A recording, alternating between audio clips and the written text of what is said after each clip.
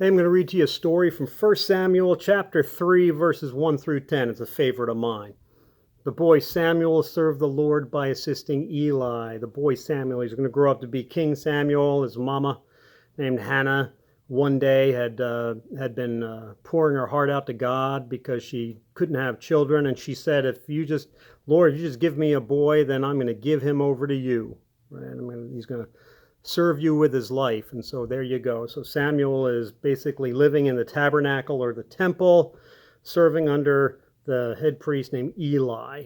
Now, in those days, messages from the Lord were very rare, and visions were quite uncommon.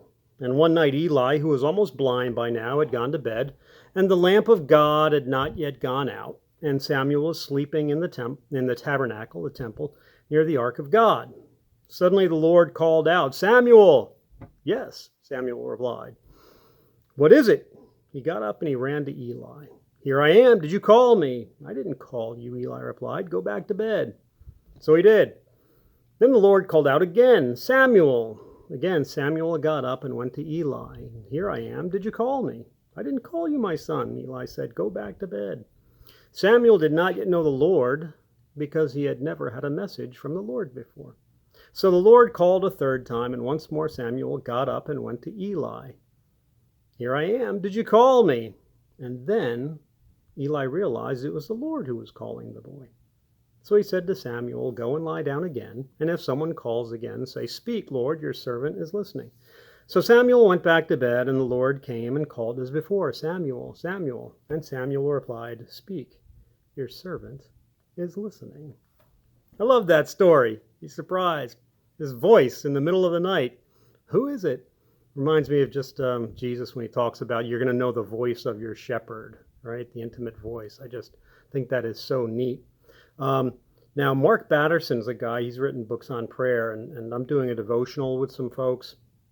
And this is what he wrote about that passage. It kind of spoke to me this week. Is it possible that what we perceive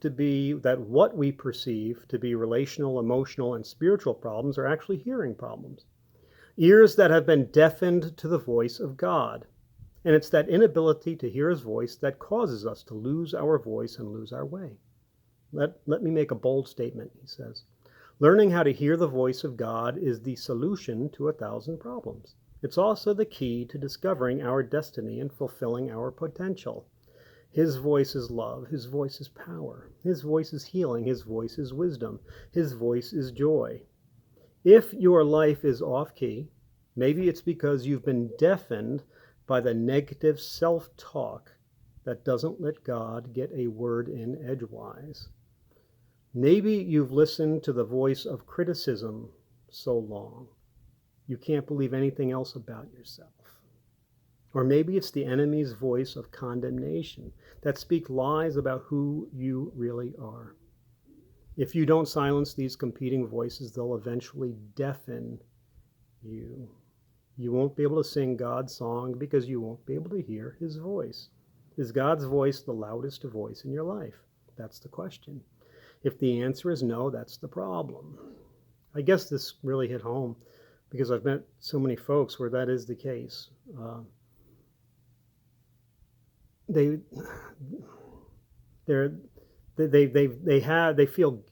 some guilt in them for some reason, or they're haunted by these burdens of the past, where they've actually come to believe that they are broken and can't be repaired, or that they're not good enough, or that they're unworthy, right? And there are actually people in their lives that speak this into their life too.